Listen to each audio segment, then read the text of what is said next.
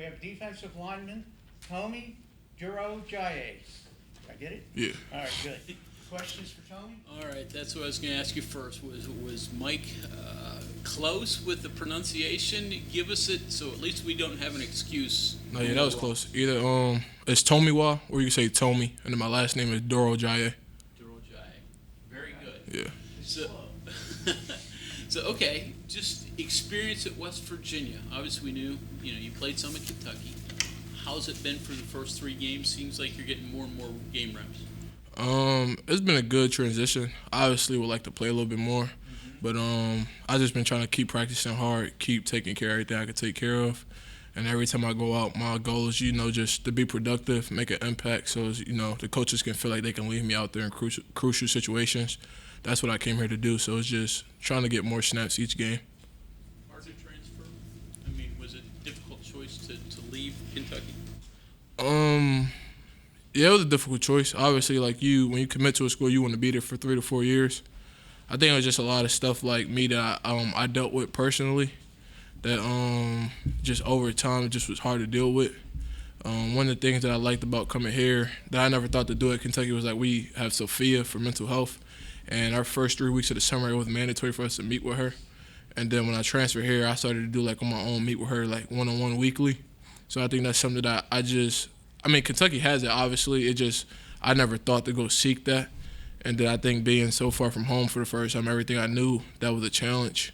And I'm still a little far from home, but it was hard to transfer, yeah. So why West Virginia? I know they recruited you the first time around, and it is closer to home. So. I think a little bit of that. They recruited me the first time, similar scheme when I transferred. So I knew what type of scheme I would be in. I knew how I would fit in the scheme. And also just the opportunity to play a little bit faster. I think at Kentucky, we had a little more, sometimes we had to do a certain thing at a certain time. Here we're able to play a little bit more freely. That was fun. And then obviously I had a relationship with Coach Jackson and Coach Leslie. Those guys recruited me pretty hard. So it was a pretty easy decision coming here. You mentioned wanting to play more. It seems like so far you've done a pretty good job of taking advantage of the snaps you get. Yeah, that's my goal. Every time I go out there, trying to make a big play. I know what type of player I can be. I know what type of player I want to be. So every time I go out on the field, I'm trying to make an impact, trying to show the team what I'm about. I want to prove myself, and I plan on doing that every time I get the chance to. Does that kind of have to be your mindset at the beginning of if you're only going to get so many number of snaps, you've got to go out and show them that you deserve more? Yeah, I think so. Camp was started a little slow, just transitioning to a new team, trying to understand how we do things here. So I think after the first scrimmage at camp, it kind of clicked for me. So I showed the coaches what I can do. I think after the first game, I had the sack, and then I had a nice play where I shedded the block, and the coaches they liked it. I know the coaches, they all give me good feedback every time they see me. Coach Jackson tells me that as I keep playing well, that I'll play more. So for me, it's just trying to go out there and put on a show every time I get the opportunity. I want to play as much as I can, so that's really my plan. First Pitt game, what were your thoughts of it? Atmosphere was crazy. I think I'm a guy, I like away games more, just to be the team at their place, had them quiet. But just the atmosphere for my first time in Milan, I feel like Duquesne was the first time, but the Pitt game was the first time I feel like it was meaningful. Hopefully the fans will come out, sell out for Texas Tech. I think this is another big game for us, so hopefully we can have a sold-out game. You mentioned that. Good teams have to put good wins to bed quickly and move on. How do you do that? I think for me is, after you win, you celebrate. But for me, I always want to dominate. I think as our team and as myself, we're always looking to show what we're about, show who we are. I think the goal was never just to beat Pitt. Obviously, it's a big game. It was for the state. But I feel like for the Texas Tech game, they had our number here for the past 4 years. So now this game is kind of it's a lot more personal for the team. I think this is something we have to go out there and show the Big 12 what we're about. The media put us at 14. That's not who we are. I don't really feel like my name is known in the media, and I want to put my name out there. So I think for myself and the team, we're just trying to go out there and show everybody what we're about. Are you aware that you're underdogs in this game? Yeah, but we don't really look at it like that. I think we know what we're capable of as a defense. I think everybody has to build trust as the offense. like the offense is going to do what they got to do, and defensively, we just got to come out there and not let them score. I think the biggest thing is Texas Tech is a tempo team, so the biggest thing is in practice, we got to practice hard. We can't really take no days off in practice, so on Saturday it'll be easy. You mentioned slow start to your camp.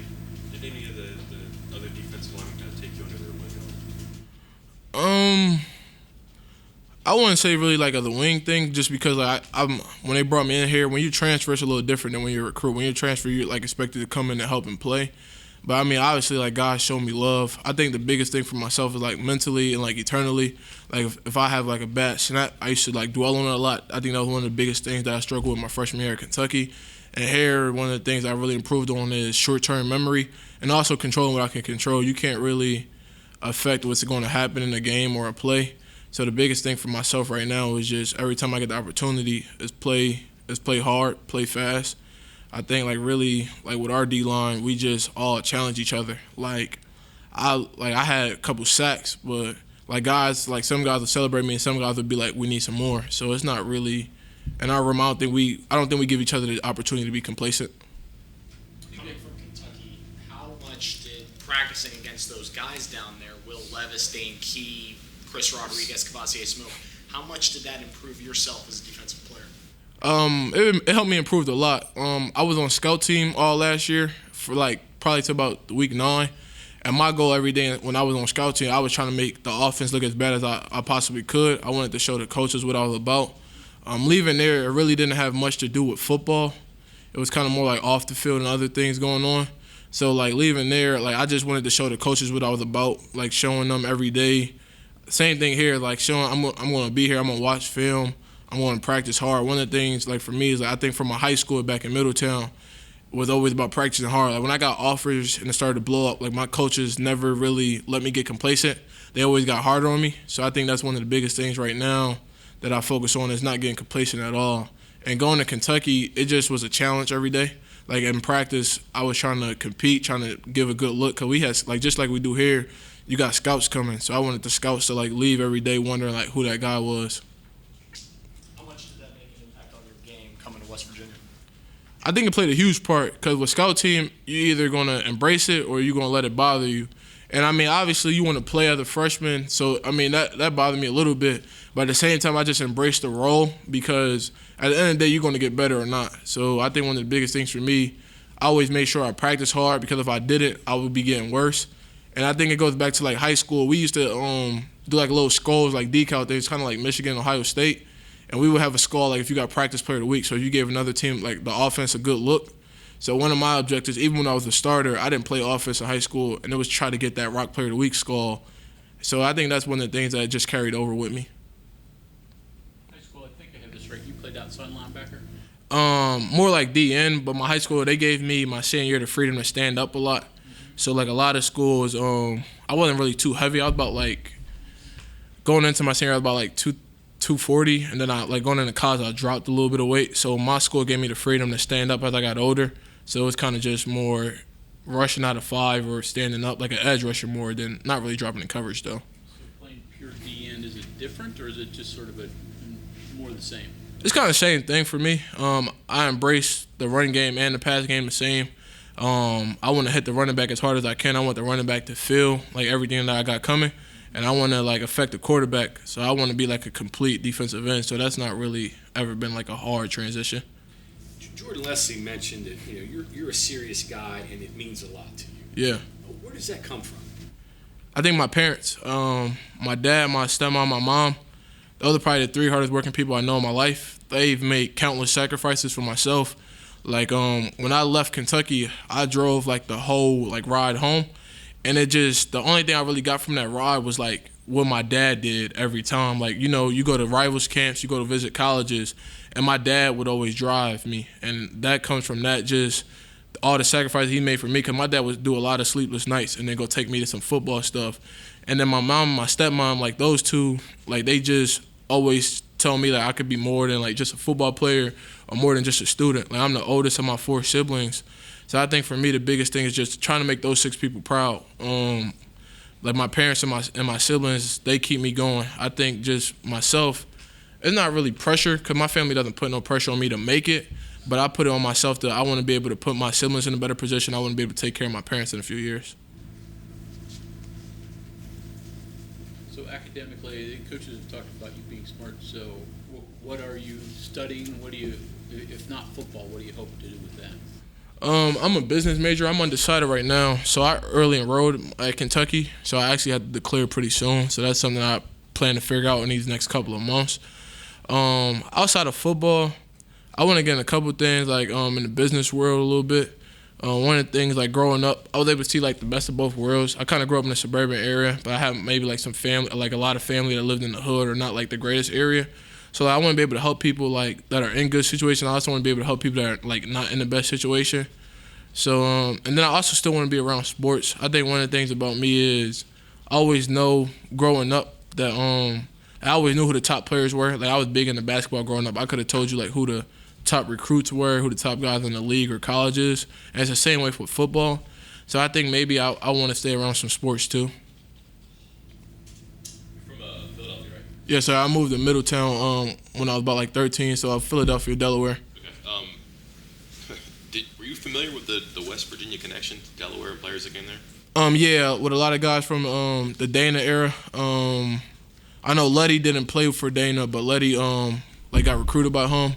I know Wendell Smallwood. I worked out with him maybe like twice. Kenny Bigelow. A lot of those guys that used to go to that school, Eastern Christian Academy, like David Seals' family and all of that, like that school.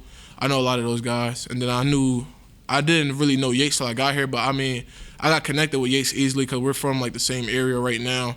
And then Riley Collins was a guy that like I didn't know him personally in high school, but Delaware is small, so it's like when you're getting recruited in Delaware, all the top like D1 players, they all pretty much know each other and they all like keep in touch.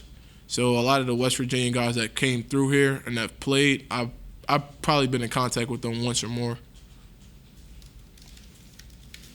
And then at the very beginning, you mentioned meeting with, I don't know, counselor, whatever, someone just to talk to. Is it just to empty your head, talk about what's going on?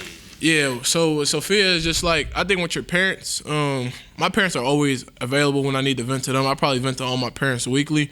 But I think sometimes, like with the mental health thing, what I like about it, like with the therapy is, they're not really just always telling you what you want to hear. And it's not like what you need to hear like from a coach, but it's more so like they want to understand like why you're feeling that way. And you might be feeling a way and you don't really recognize it, and they help you understand why you're feeling that way. I think one of the biggest things for me, like I said, like at Kentucky, like when you come in with a freshman class, you get so close with those guys. So it was hard for me, like when I first got here, to like bond with some of the guys on the team. And then over time, I've gotten close with a lot of the leaders on the team, like Lee, Aubrey. Like I go out with the guys anytime I get the opportunity to.